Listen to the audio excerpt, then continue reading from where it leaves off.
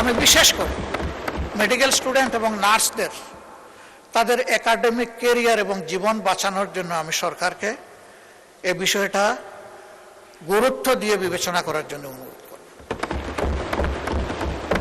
এই হসপিটাল অতি সত্বর খুলে না দিলে এই সমস্ত জিনিস হুমকিতে পড়বে।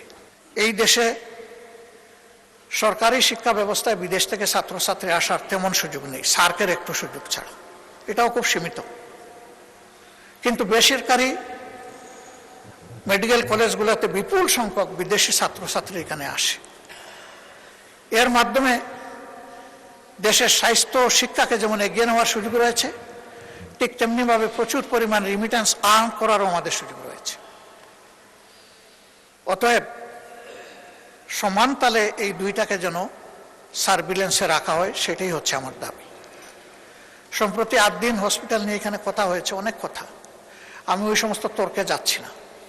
শুধু মানবিক একটা দল বিষয় সরকারকে বিবেচনায় নেওয়ার জন্য অনুরোধ করব। এই মেডিকেল কলেজটা, হাসপাতালটা একটা মেডিকেল কলেজের হাসপাতাল। এটার সাথে প্রায় 750 স্টুডেন্টের, মেডিকেল স্টুডেন্টের সম্পর্ক এবং প্রায় সমপরিমাণ নার্সের সম্পর্ক। এরা বই পড়ে ডাক্তার হতে পারবে না এবং কেবল বই পড়ে নার্সও হতে পারবে না। এদের রুগী লাগবে, হাসপাতাল লাগবে।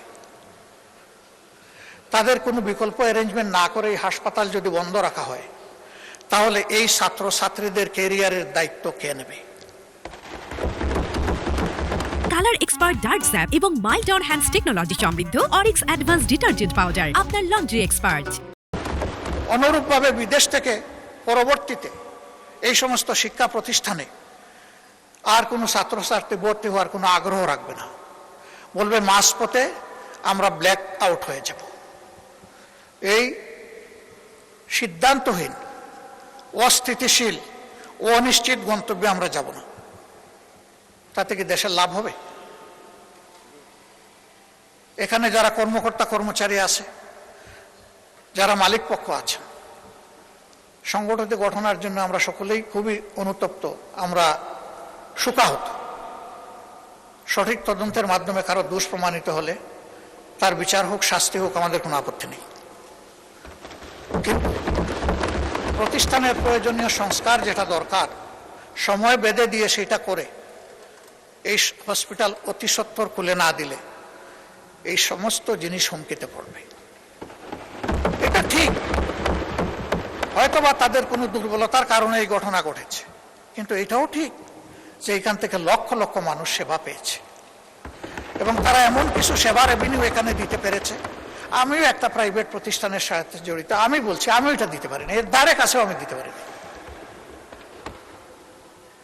তাদের ভালোকেও অ্যাপ্রিসিয়েশন দেওয়া হোক, আর তাদের কোনো অপরাধ থাকলে সেটাকেও বিবেচনায় নেওয়া হোক, কিন্তু আমাদের পদক্ষেপটা হোক মানবিক এবং যৌক্তিক।